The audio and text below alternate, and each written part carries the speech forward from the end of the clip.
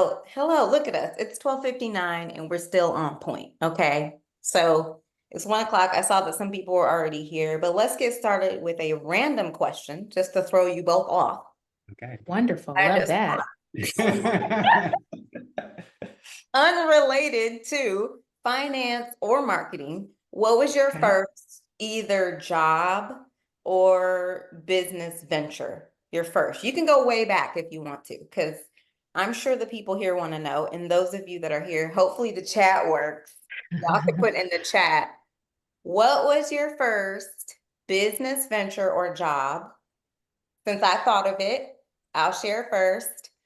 I lived in a small town and I used to go door to door and offer to take care of people's pets and wash their cars. I know those things don't seem like they go together, but I was like 9. So that's what I did. That was my first business venture.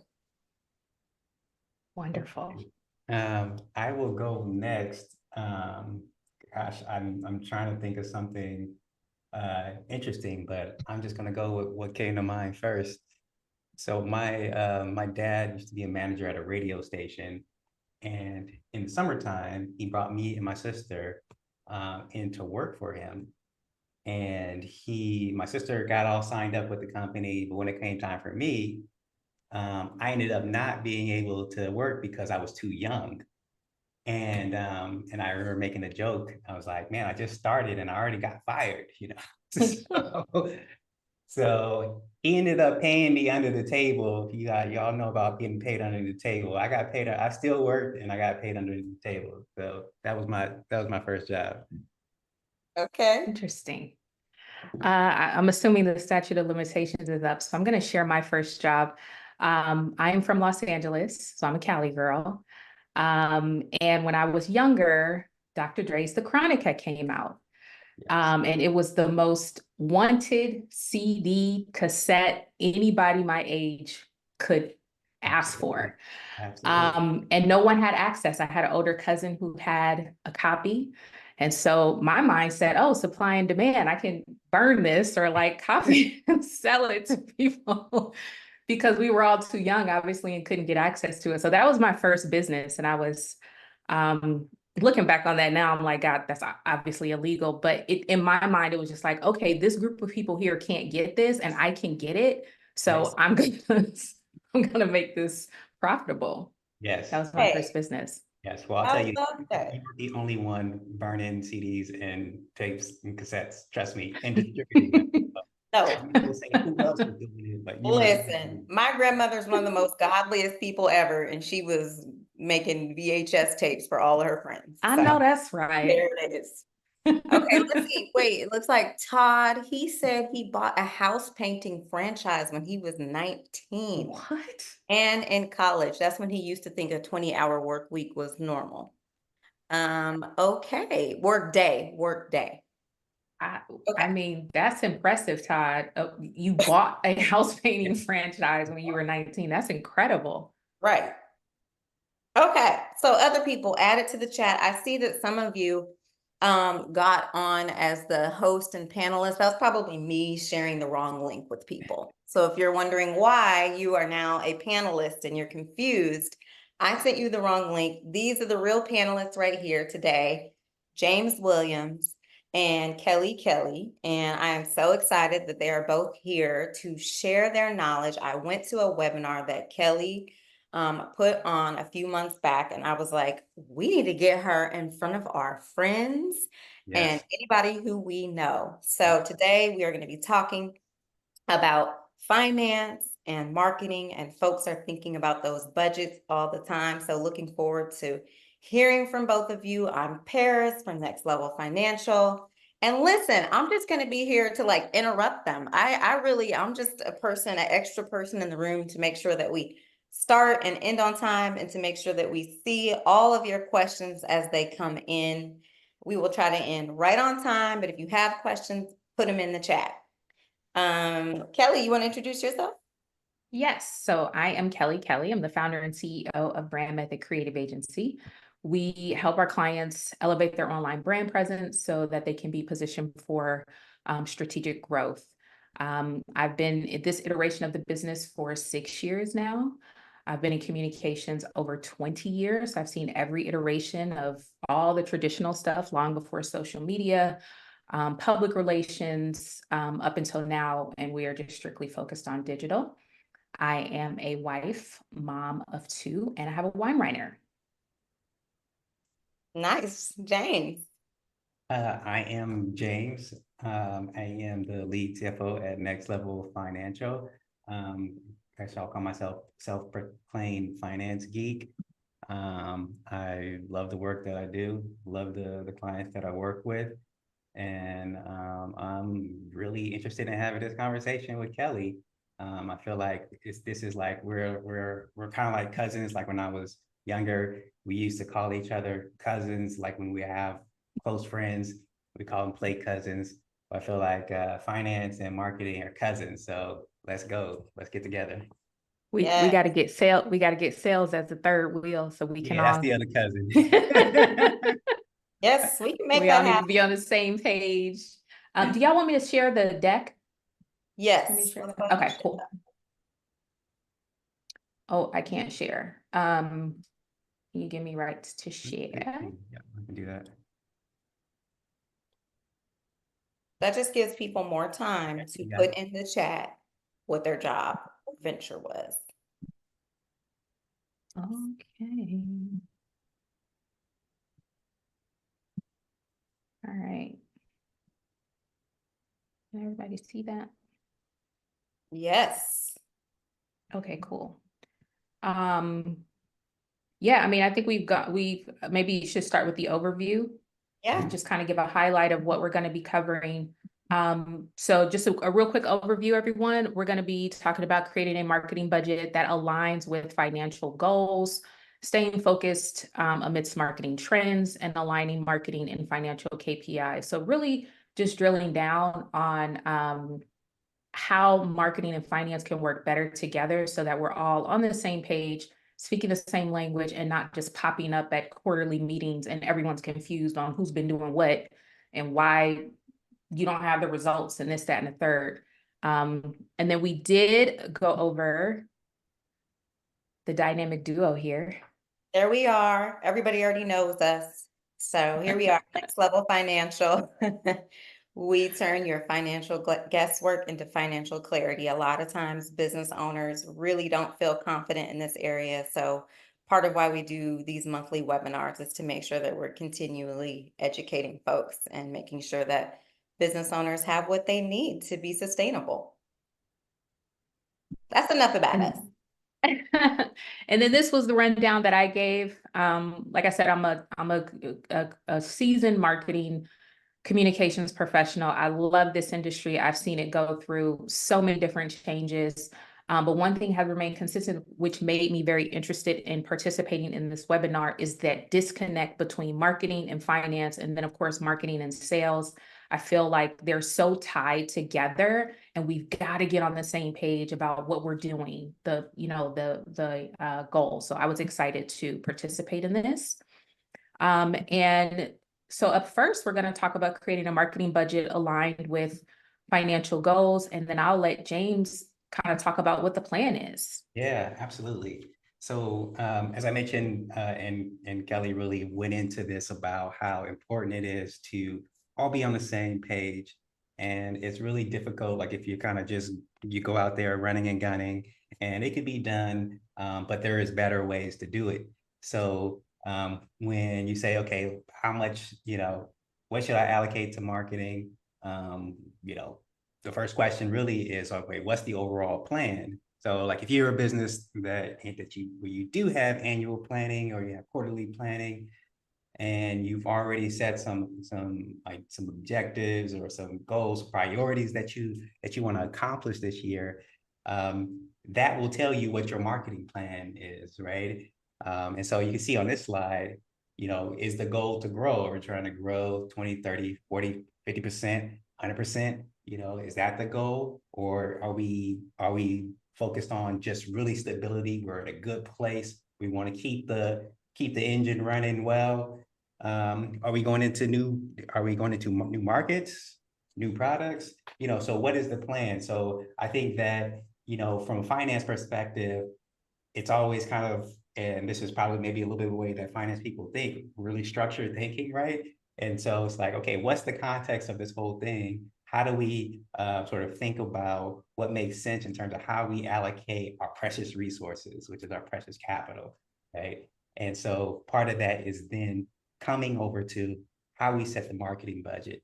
So when you think about the first, this here, we talked, there's a plan, and the plan is like, we want to do this, we're going to do $4 million a year. $4 million this year. We're planning on launching a new product.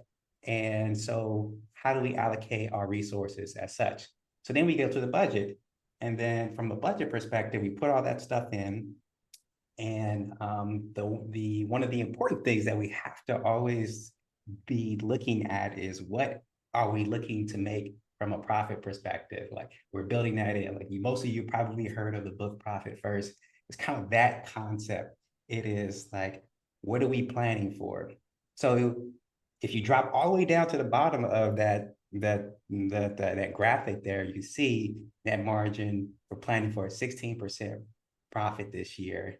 And then we kind of go up and we allocate based on what we want to do from a profit perspective. Now, what you'll see here is we've highlighted this marketing budget here. And the marketing budget is what we've come together to set is 12% of sales. Okay, so a little bit about that.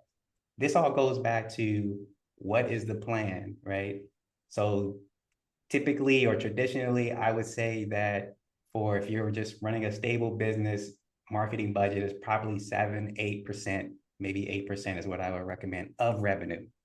So, but in this case, in this scenario, we're saying we want to grow. We're saying that we want to add new products, saying we want to enter new markets. So we're going to run a little bit more hotter, I call it, on marketing, because we know that we're going to need, these are investments that we're going to need to make in order to generate the revenue, the profit, and even just the longer term position of the company. So we're going to add more into that. So your marketing budget is, and what I advise is always dictated based on what is the plan for the year overall. And so I think about things from a macro perspective, and so I would apply this 12%, and I say, hey, okay, 480,000 is what we've got for marketing this year. And then from there, then I become quickly out of my league in terms of like, how do we actually allocate that, right? So I just say, okay, I think this is the number, and me and the marketing person, we would figure that out if that's right. And then I'm out of my league, and then I just turn it over to someone like Kelly, and Kelly then says, she does her thing, works her magic in terms of what the best way is to appropriate that. Yeah, and just a quick note, again, just us having this dialogue really helps everyone to level set across departments. So oftentimes I see on my side, this part has not even been done. Someone has picked a number out of the blue sky. They're not factoring in what the profit margin should be. They're not kind of thinking that way, let alone drilling down to, what is the plan? Are we a new company and we really need to be focused on brand awareness? Or are we stable and we can do this? Or that alone is like the kickoff. Before we can go and put any plan together, we should be in a meeting looking at this and saying, oh, okay, so the goal is 4 million in revenue. The profit is this is our budget. Yes, we can't change any of the other numbers, but it gives us a better perspective to figure out what we're all doing here. Mm-hmm. So that was number one. Once you, as a marketing leader or an agency, once you have that information, then you within your team start to drill down on things like prioritization. Based on whatever the plan is, we have to prioritize. The thing about marketing is there's always something new and exciting, which is great. And some of those things, are fine to test, but you have to remember in the back of your mind, we have a 480K budget. We need to really prioritize what's going to give us the best, what we estimate is going to give us the best bang for our buck, right? And so you want to focus on high impact initiatives that are going to deliver the best ROI. And before we get any further down the road, within the marketing group, ROI is not just only for sales. There's a lot that happens between marketing a product, marketing a service, and then there actually being a purchase of that or some sort of engagement. So you need to be measuring all that stuff in the middle. Traffic, website traffic, webinar attendees, lead magnet downloads, all of those things hold weight. They're not the end all. They're not the totality of your ROI, but they are a part of it. Again, a lot of times there's that disconnect between our sales didn't grow. Okay, well, hold on a second. We do have traction within these channels that should bear fruit within 90 days, but we have to be patient and we have to be realistic.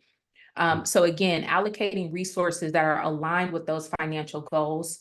So for example, if you're in brand awareness mode, and let's say, traditionally your people in your industry have participated in trade shows, if your budget does not fit that, if that would blow your entire marketing budget and leave nothing for social or speaking or whatever, then you might not want to spend $50K or $100,000 on a trade show this year. Maybe we do that when we're blown up and we want to take it to that next level. So again, ensuring your spending is directly supports the business growth within the budget constraints, right? Never forgetting that that number. The other good thing you can do to align is to do scenario planning. So you can have a conservative, a moderate, and an aggressive budget, even within those different plans that James mentioned. If you're in growth mode, you can have a conservative, a moderate, and an aggressive. And you can also change or look at your budget from the perspective of what's coming up across the year. For our e-com clients, Q4 is the one. So you do not blow your entire budget in Q1, Q2. You might not even look and say, okay, I have $100,000. That's $25,000 a quarter for marketing. You might say that might be 10 for Q1, 15 for Q2. We need to put the weight of it on Q4. So that's also something you have to be looking at with your finance team and saying, yes, this is our number, but we know Q4 is our season. And that, is going to vary depending on your business. So that you make sure you're not getting to Q4 and saying, oh, I only got $25,000, but we need to, go do this. And it's like, you have to plan better for those type of things. We have in the comments, most companies don't know their marketing ROI, which is why I have found they want to cut that cost. What do you recommend for that? And I think you spoke to it a little bit with not just measuring it on sales. So what are some of those other things that you named that they can be looking at as far as they're making traction? Their marketing is making traction, Right. So some granular to a little less granular things you can look at is number one, when you identify the marketing channels that you're going to use, let's say you're going to rely heavily on organic social webinars. If you're B2B, that's a huge lead gen for us. And I'm sure for you guys too. So you're going to focus on organic social, email for sure. That should be in there. And webinars. If those are let's say those are your 3 starting out the gate channels, there are KPIs you can attach to each one. And a lot of people in finance don't like to hear when people throw out vanity metrics for social. However, it is a piece of the puzzle. Okay, we're getting much more impressions on this type of content, and it's driving this many people to our site, and they're landing here. These are things your marketing team is measuring, right? So you can say, our blog post drives the most traffic. When we put out promotion of our blog post, that drives traffic to our site. And I'll show a hub spoke wheel that we use. We know that, so we can say, okay, we know, let's put in a hyperlink or an exit intent pop-up to our lead magnet because we know traffic is coming here. And so then we got that number. Okay, we have this many lead magnets. Our email list is growing by this. Those are the little things you can look at, up to probably what your C-suite marketing executives are going to look at is cost to acquire a customer or lifetime value of a customer. But it's the whole pot. you're not going to get to, you're not often going to get to a clear number for your CAC or your LTV unless you're looking at what's happening on the ground floor. What's going on with email? Is our list improving? Are we getting more people to download? What's happening with our sequences? Even for social, are we growing? And that's positioning us and putting us in front of more people. That's value there. That's not the end all be all, but there's value there. Exactly. And so you start analyzing those audiences to say, hey, we're getting in front of our core, like we're to the point now where we're in front of people we want to be in front of, but you gotta put that work in. Yeah, I would also just also add onto that and say, like when you said vanity metrics, it is true. It's, when you're sort of the finance person and you're seeing the investment going to marketing and you're kind of like holding your tongue a little bit, you're like, what's going on? What's coming out of this, right? But it's so true because it is they're lead indicators to what we will hopefully ideally see in those higher level metrics. So it is one of those things where it's important to measure, otherwise you'll cut something before it's been able to bear any kind of fruit. And so it's such a true thing. Yeah. And I've actually had an example with one client we've worked with. They had a bigger audience on Instagram than they did Facebook, but they had two very clear objectives for what they wanted their audiences to do. And the smaller audience was doing that. So imagine if they had said, well, we only have, 5,000 followers on Facebook and we have 100,000 followers on Instagram. Let's not worry about Facebook anymore. Well, your Facebook community is converting. But if you don't have a team looking at that and you're just going off of sort of these higher numbers, it's like, well, these people is doing what you want them to do, literally from the beginning to conversion. They're doing what you want them to do. So you have to have people looking at that kind of stuff. When it comes to, cut marketing is always on the chopping block. Like I said, I've been doing this a long time. So I'm always eager to share like cost-effective ways, definitely starting with organic channels to maximize reach at a lower cost. So reach, not sales, reach. If that's where you're starting, you got to start with baby steps before you start throwing money at Meta and LinkedIn. This is what I've told all my clients. Please don't jump out the gate, throw up a Facebook page or a LinkedIn page, and then start spending money on a bunch of ads because it's cold and it's expensive. You will do better to build up some organic and then start looking at those numbers and saying, okay, I think this quarter we can test ads.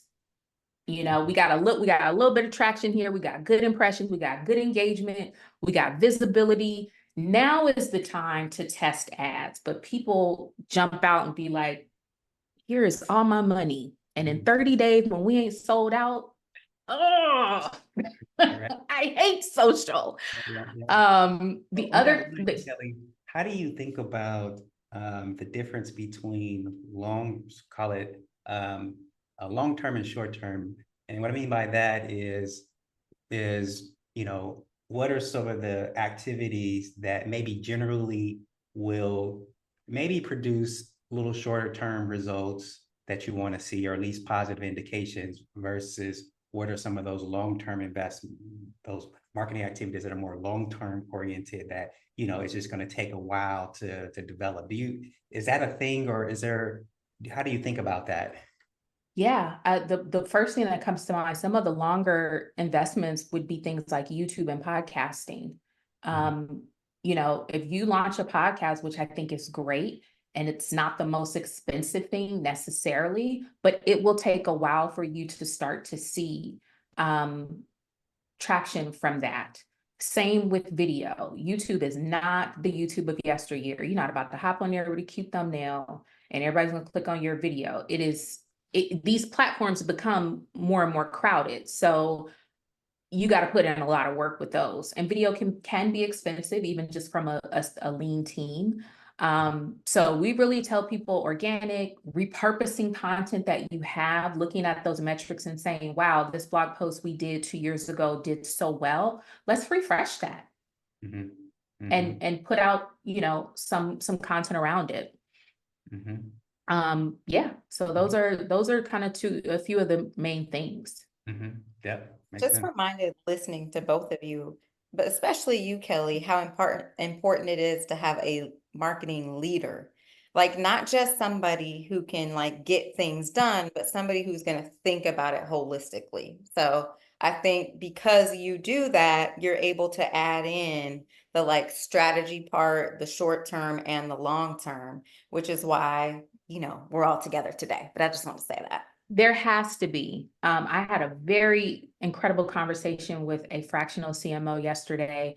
And there's so much synergy there because we as an agency, we have the capability to strategize as a creative agency. We have the capability to strategize around, digital and online, but that's not the totality of your marketing department. It's really a great idea to have someone internal that can look big picture and sit in with the C-suite and be that conduit and say, okay, I've extracted all this information from our all hands quarterly meeting.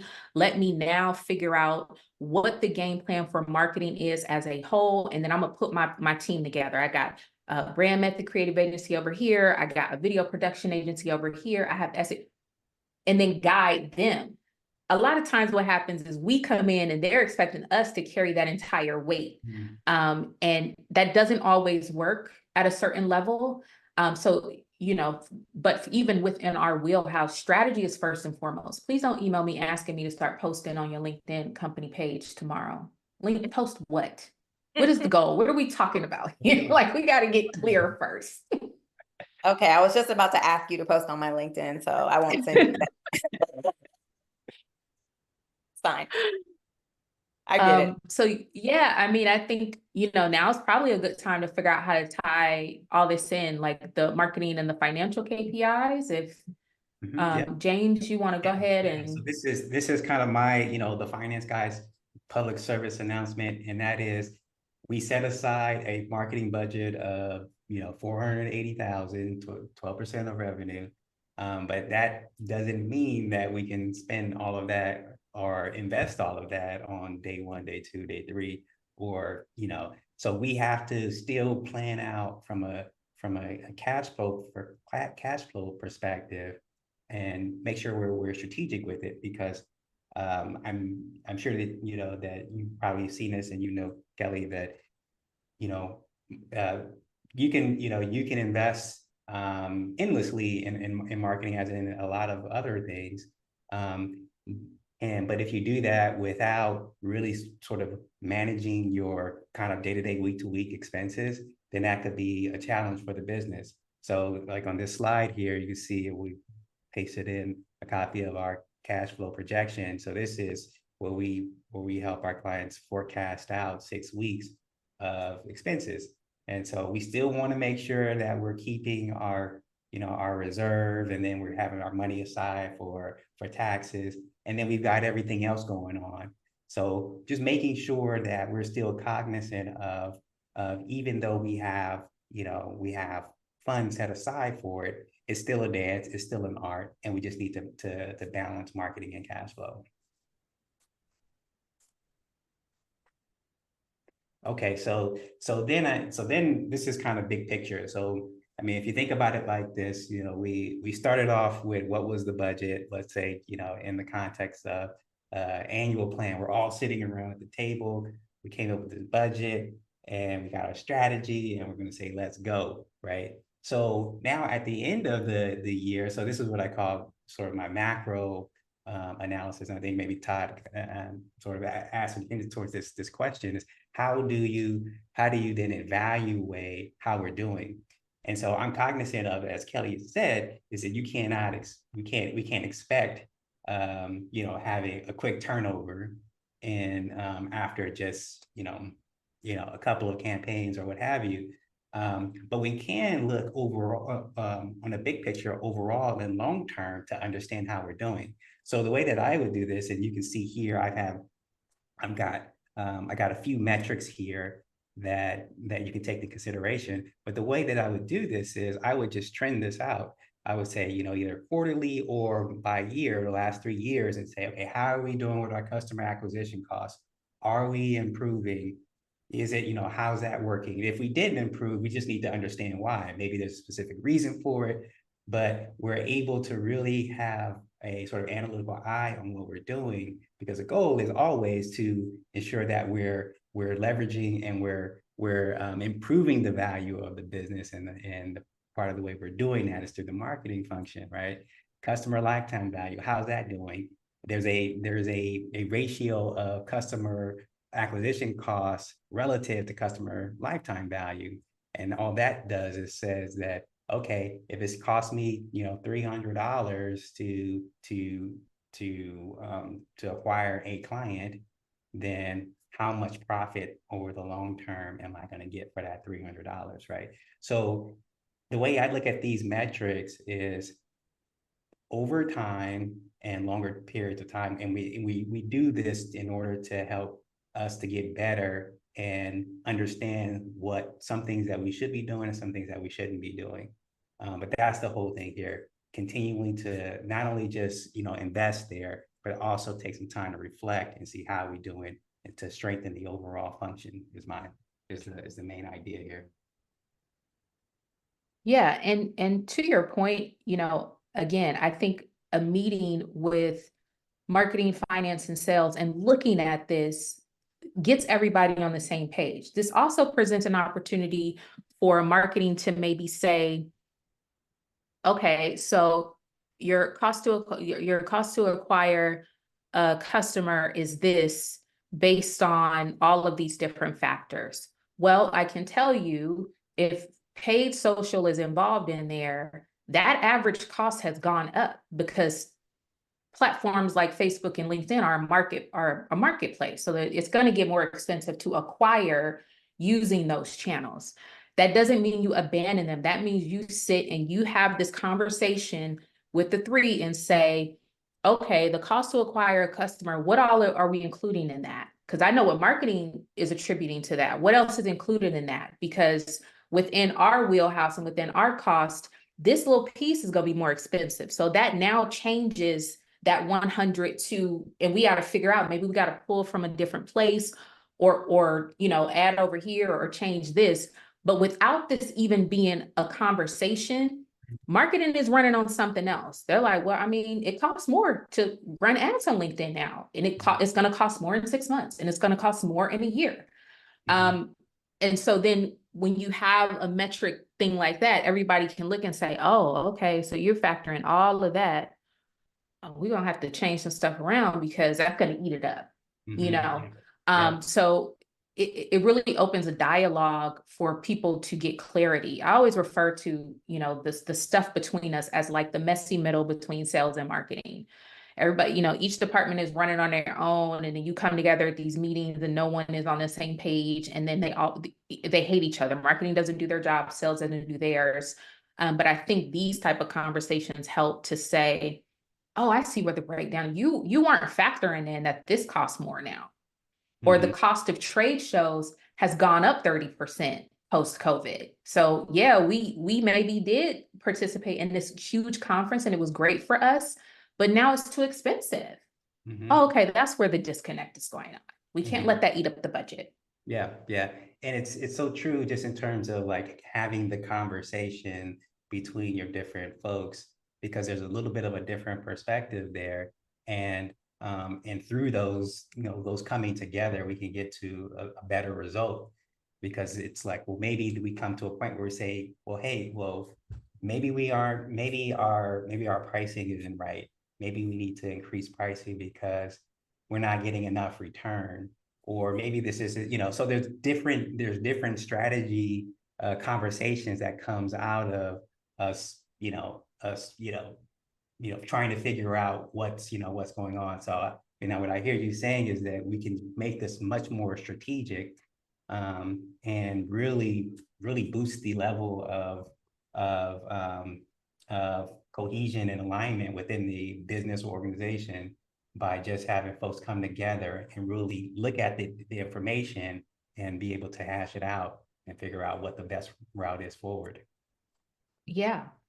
And this is one of the slides I had in the other the presentation that Paris attended that I like to share, because the other thing that I find very interesting is that within marketing, sometimes we're not maximizing the efforts around certain channels when it comes to how we look at marketing. Sometimes people's idea of marketing will be, oh, let's just continue to tell LinkedIn about everything we do, or send out an email blast about every single offering we have.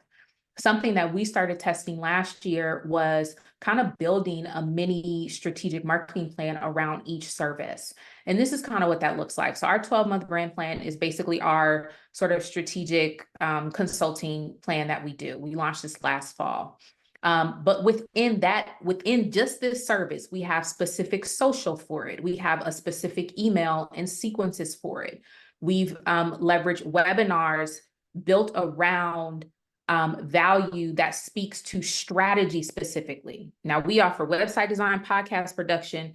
We don't need to do an entire webinar about everything in marketing if we're trying to hone in and push revenue behind this offering. We have blog posts that are kind of specifically around strategy. And then kind of the way we do that is that if we know we're trying to push the lever on this particular service, and we've got 3 blog posts coming out this quarter about that, we're going to have an exit intent pop up on those blog posts that go to a lead magnet specifically related to this service. So it's this hub spoke thing that really zero ends. And so when we pull the reports, we're clear. Hey, this service offering, we have more awareness about it. We have more lead magnets, or we have more downloads of people interested in strategy. Mm-hmm. This would be separate for podcast production. This would be separate for website design. So this is one of the ways that we've seen, and if we want to get into paid, once they hit that blog post that's related, it's optimized with the pixel specifically retargeting for that area of the business. And this can be applied to any company. Whatever offering you have, or if you're in a season where you're going to just strictly kind of zero in on at least one of them, building something like this around it will really help you to maximize. And then you have all these numbers to take to your leader or to your C-suite when it comes time to report, what was the impact of this? Because you may not know within your marketing bubble, okay, I don't know if this literally led to sales because I'm not on those calls. But I can tell you that we increased traffic to the website by this. We have a niche audience that we know is interested in strategy because they downloaded this lead magnet and engaged in this 3 to 5 email nurture sequence. That's data you can take or send with your manager. And then that will help people say, okay, all right, well, that's working. Well, the webinar is not really yielding a whole lot. So let's cut that. But let's keep these other things. So then everybody has something they can make decisions based on. Mm-hmm. I love that. And especially like when things are not going well, I mean, data is data, right? So I appreciate that you added that point too, because part of that is our work as well. It's like part of it is we're just making sure that the light is shined on everything. And sometimes people just are unaware. But the folks that work with us want to be aware of where they are, whether that's a great year or not. And it sounds like that's the same thing with this brand plan, right? Like you're going to provide that data for them to help them absolutely make decisions. So they can make decisions, and they may say, one of these or 2 of these isn't working anymore. Or I think we need a shorter email nurture sequence before we hand it off to sales, before we make that connection. If they've done all of this and they've shown interest in this particular service in all of these ways, and we have the analytics to say, because we're doing email now and we can see who is engaging, get on the phone, call these people. They clearly want it. Anybody download no 30-page white paper necessarily if there's not any interest there at all. Yeah. So some of those things can help build that bridge between sales and marketing to say, yes, we did all the creative fun stuff, but this is the data from it. Most of it worked, some of it didn't. Next quarter, we'll tweak this. Next year, we'll try this. Absolutely. I know everybody wants to work with you at this point because I do. I'm enlightened. It's amazing. Listen, I always say I have a very like middle brain. Like I love all the fun, creative, cool stuff with marketing. But baby, when you give me in a spreadsheet or some metrics, Come on. I start nerding out. I'd be like, oh, what's this trend? What's Yeah. this? Oh, okay, look at that. Exactly. Let's look at it a different way. Let's get a Yeah. bar chart. Okay. Yes. Speaking my language. Okay. You see that? And you said it was hatred between the departments. We actually wanted to have this to debunk that myth, is that if you bring everybody together, we start seeing what we have in common, and that if we work More than they together, think. yeah, More than each other thinks. Absolutely. So yeah, I know I want to keep us all on time and a lot for any questions, but we do have a free resource, Bottlenecks to Breakthrough. It's a content creation playbook. If you're interested in that, you can drop playbook in the chat. And we are also preparing to launch our 2024 holiday marketing guide. And that we did our first one last year, and that was really, really impactful. We still get a lot of feedback from that. But again, watching what we do, like we drink our own Kool-Aid, like we apply sort of the same methods. And we obviously know like this is the month that most people are, okay, we need to start thinking about what we're doing for holiday or Q4. So we had to figure out the timing to release this. We was rushed last year because we was last minute. So when we planned and we said, we're not going to do that this year. We're going to give it way more time. Yes. But yeah, that's it. I mean, this has been great for us. I'd love to, I have a question in the chat. Wrap all it. Yeah. What niche is the marketing guide geared towards? So is that for, which type of business? That's from Todd. It's both. So we specifically did it for, or I would say B2B and D2C. There's something in there for both. We also found that a trend coming up, some of our B2B clients started introducing digital products or courses or things like that. And so we wanted to have something in there, even if they're not an e-commerce store officially. A lot of B2B companies are factoring or bringing in or testing sort of some sort of digitized product to just maybe make more predictable revenue. And we knew that. So we wanted the guide to be able to speak to both of those, regardless of where you are. But we're excited for it. We're going to be doing more proper planning, and we're going to be applying our same method, the hub spoke, around, that guide, because it's a big driver for us.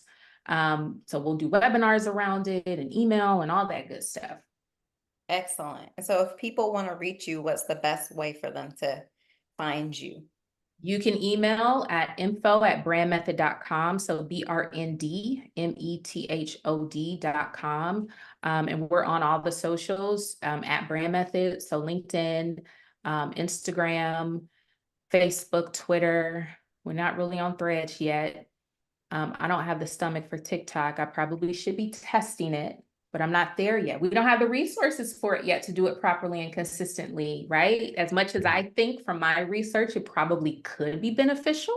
We don't have the resources right now to do it right. Yeah, I love that. The practicing what you preach. Yeah. All right. Any final words from the finance guy? I'm going to put our calendar link if folks want to get some time with James, but what's your final word? Yeah, I mean, I feel marketing smart now, if that's a word. So thank you, Kelly. And the final word, I think, is I just really love the idea of that alignment and bringing the functions together to hash out, what makes sense for the good for all, and for the business, customers, etc. So I appreciate all that you've taught us here today. Yeah, absolutely. And I learned a lot too. I learned just from these slides and from our planning conversation. I learned stuff too that will make me a better support system to the whole operation when it comes to that. Because now I have perspective from the other side. Beautiful. Bring your people together. Magic happens when people collaborate. That's it. People like this is so old, and I think so people are so over like this like invisible beef between like marketing and finance and marketing. We're all part of the same team, and we have to figure it out, because neither one of us is doing our best work if we're operating in silos or if we're at each other's throats and not understanding. Absolutely. 100%. All right. Well, we have not planned yet. I don't think we have our date for September, but we will be messaging out everybody for our next month. Thank you so much for joining us. Bye. Thank Bye. you.